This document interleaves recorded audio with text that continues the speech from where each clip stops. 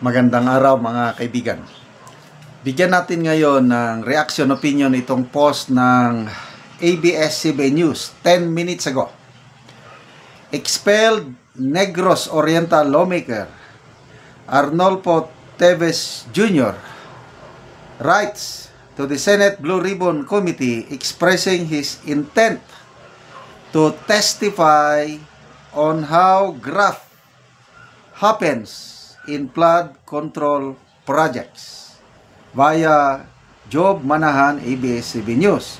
So ito, inattach nila ang sulat ng Topacio Law Office address kay Senator Marcoleta. Basahin ko lang ha. 18 August. Ngayon, 18 August 2025, Honorable Rodante Marcoleta. Intention to testify at the Senate Blue Ribbon Committee inquiry on the Philippines underwater. Your Honor, ito sulat ni Atty. Topacio. I am writing you on behalf of my client, former Congressman Arnolfo Teves Jr. with regard to the legislative inquiry of your honorable committee on the substandard and graft-tainted flood control projects flagged by President Ferdinand Marcos Jr. As you have put it, this is a difficult issue to investigate and will be challenging considering the enormous problems that will be faced, but that with the cooperation of the people, it will be possible to identify those responsible. In light of your call for cooperation from the Filipino people, Mr. Teves Jr., through the undersigned, humbly offers his willingness and intentions to testify on how graft is being committed in flood control projects. As such testimony may aid your honorable committee in its investigation and ultimately help ensure good legislation and governance. Mr. Teves believes that his experience as a long-time member of the House of Representatives will be invaluable in providing insights and information on the subject matter of the investigation to which others may not be privy. Should your honorable committee wish to hear the testimony of Mr. Teves Jr., please do not hesitate to reach him through the undersigned or our attorney Rafael Andrada. Okay? So, ano sa tingin nyo? Mayroon bang maisisiwalat na mga mahalagang impormasyon si ex-Congressman Teves? Papayagan ba siya ng Blue Ribbon Committee na mag-testify?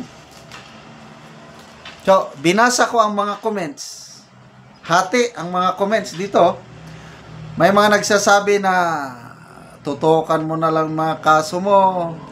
Yan, murderer yan. So, hinuhusgahan na nila si ex-Congressman Teves. Ibig sabihin, ayaw ng kalahati.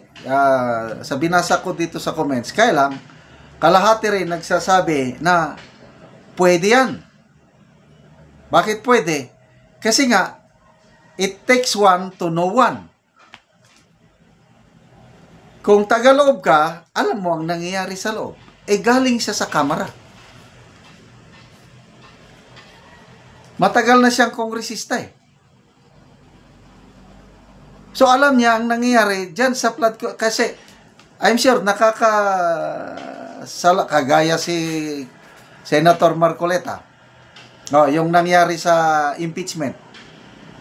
Nandun siya sa loob Nakakausap niya yung mga kongresista na pumirma sa impeachment complaint na hindi na nila binasa.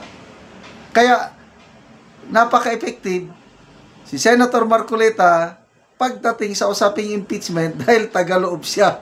Dati siyang kongresista. In the same manner, to me, kung ako ang inyong tatanungin, my opinion, sana payagan ng Blue Ribbon Committee si ex-congressman Teves na mag-testify. Ano bang motibo niya? I don't know kung anong motibo niya. Baka gusto niya lang isiwalat ang nalalaman niya. Kung magtestigo siya, makakagaan ba sa sentensya niya? I don't think so. Walang kinalaman ang pagtestigo niya sa kanyang kasong kinakarap. Ang ano natin is, everybody is presumed innocent unless proven guilty. Ongoing pa ang trial. So hindi pa siya guilty. Kaya to me, magandang development ito. Pwede niyang tell all. Kung ako si Congressman Teves, ako lang total nakakulong naman lang ako. Damay-damay na lang tayo. Sabihin ko na lahat.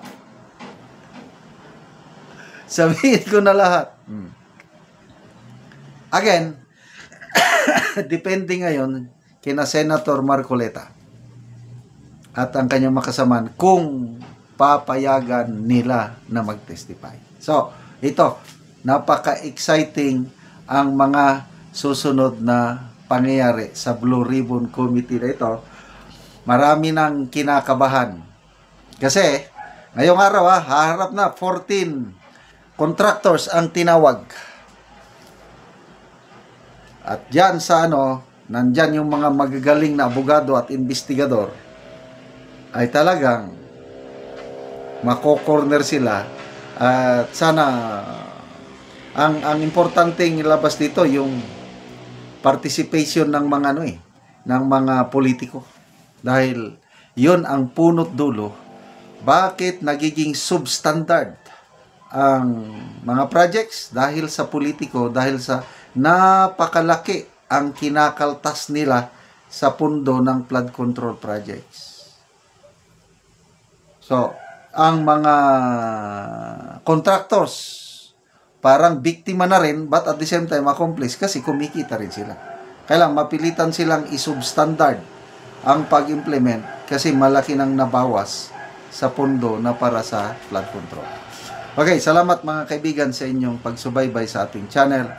Nakakatulong kayo ng malaki sa tribong Talandig ng Bukidnon dahil ang sweldo natin sa channel na ito is pantulong sa tribo. Namimigay tayo ng livelihood assistance sa tribo nagpapatanim ng saging lakatan at Arabica coffee. Panoorin nyo ang video na ito. Muna ni ang sidling nga kape nga itanumay ni Manoy nga kape. Itanong namo ni. Ang among mga anak to as eskwelahan. So maningkamot mi ang ginikanan nga adunay kasuporta sa pag-eskwela sa among anak. So pasalamat mi nga aduna pay dugang pangabuhian nga makalampos gyud ang among mga anak.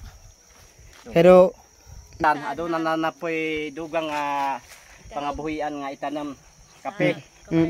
Kabahin aning kape so mapasalamaton ka sidling. Tambo kayo ng mga sidling, maayo.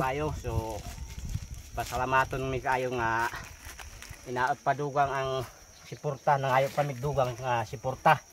Bahay. Kaya ang lakatan 200 to kining among kape 350.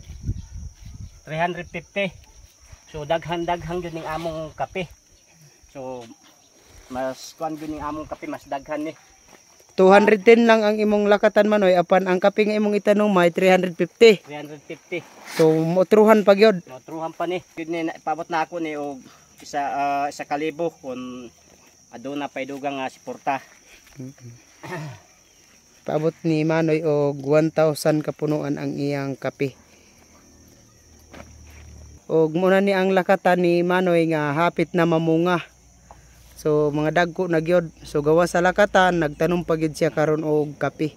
Dugang So 210 ni tanan ang iyang sagingan. Ang suporta sa among mga anak sa pagpa-eskwela. Magkugi gyud mi ang mga ginikanan.